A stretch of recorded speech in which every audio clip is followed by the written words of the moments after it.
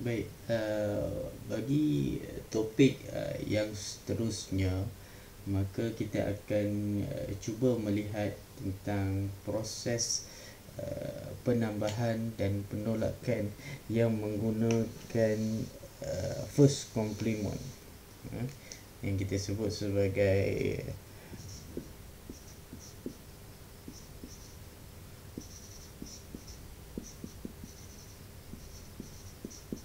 operasi first complement.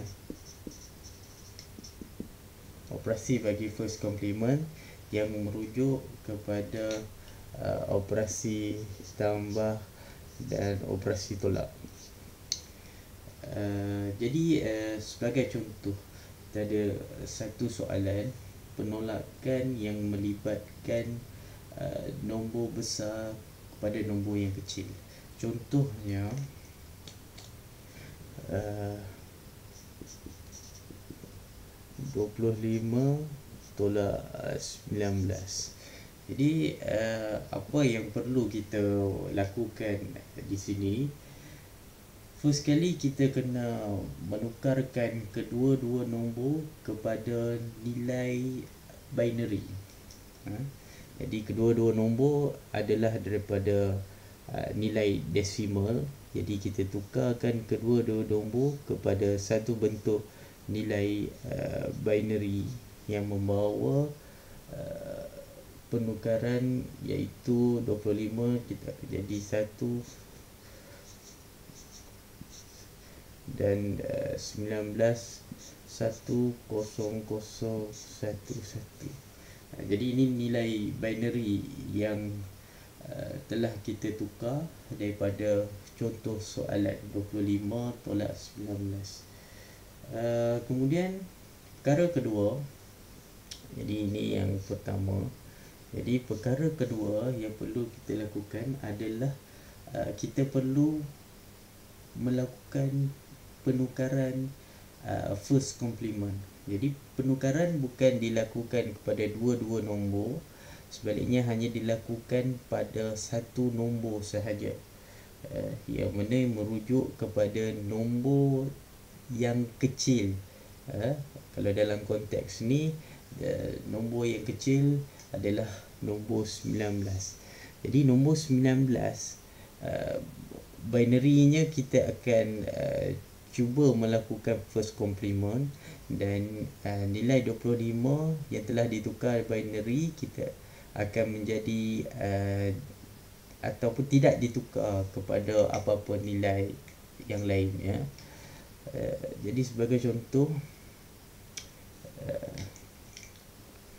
11001, jadi saya salin sebenarnya. Jadi dia ada operasi tolak, jadi saya tolak kat sini. Penukaran 10011. Jadi kita perlu tukar 1 kepada 0. First complement, nilai 1 akan jadi 0 dan 0 akan jadi 1. 0110. Jadi apabila kita dapat kedua-dua nilai ini, maka kita boleh melakukan proses yang seterusnya. Tapi sebelum itu, operasi tolak ni sebenarnya telah bertukar apabila kita menjalankan penukaran kepada binary number.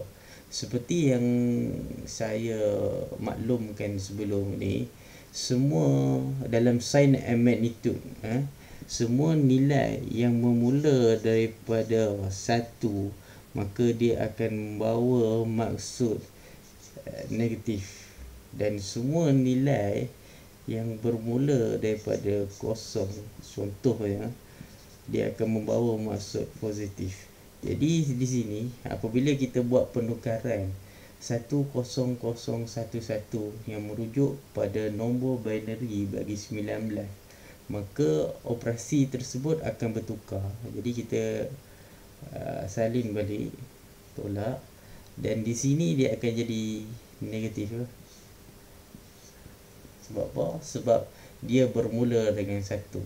Jadi negatif dia akan jadi positif lah.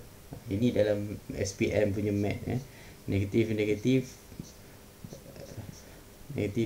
positif, negatif dan negatif dia punya persamaan di situ. Jadi bila negatif jadi kita jadi positif. Jadi apa yang akan berlaku di sini, kita terus kepada step yang seterusnya.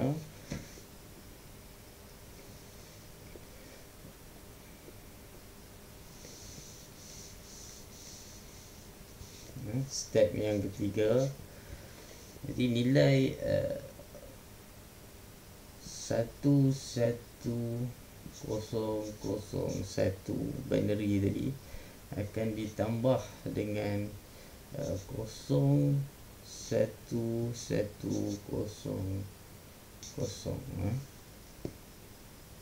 Jadi proses penambahan ini akan melibatkan operasi yang telah kita guna pakai sebelum ni, iaitu 0 tambah 0 dengan 0, 0 tambah 1 sama dengan 1, 1 tambah 0 dan 1 tambah 1, 0, jadi dia carry 1.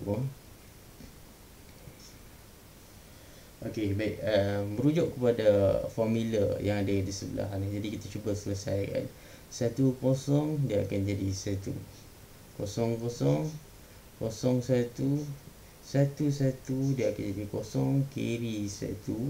11 dia akan jadi 0 carry 1.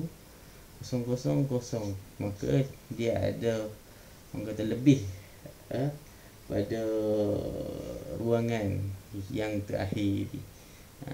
Dia mengikut pada soalan. Kalau soalan merujuk kepada 5 digit, maka jawapan dia mesti 5 digit. Kalau ada 6 digit macam mana? 1, 2, 3, 4, 5, 6. Ni 6 digit dan di atas ni 5 digit. Jadi untuk 6 digit, nombor 1 di bawah ni kita akan bawa turun ke bawah. Jadi dia akan turun dan kita akan tambahkan nilai tersebut. Jadi contohnya saya salin balik 100101. Jadi nilai yang lebih ini disebabkan dia ada 6 digit, jawapan kita mesti 5 digit. 1, 2, 3, 4, 5 mengikut kepada soalan. Kalau lebih daripada 5, itu contoh 6, maka nilai 1 ni akan kita bawa turun ke bawah dan kita akan lakukan operasi tambah menggunakan formula yang sebelumnya. Jadi 1 dah dibawa turun ke bawah. 11 dia akan jadi 0, dia akan carry 1. 10 dia akan jadi 1, yang lain kita salin macam biasa. Jadi jawapan dia di sini adalah 00110. Dan jawapan final kata. Jadi kita boleh simpulkan di sini.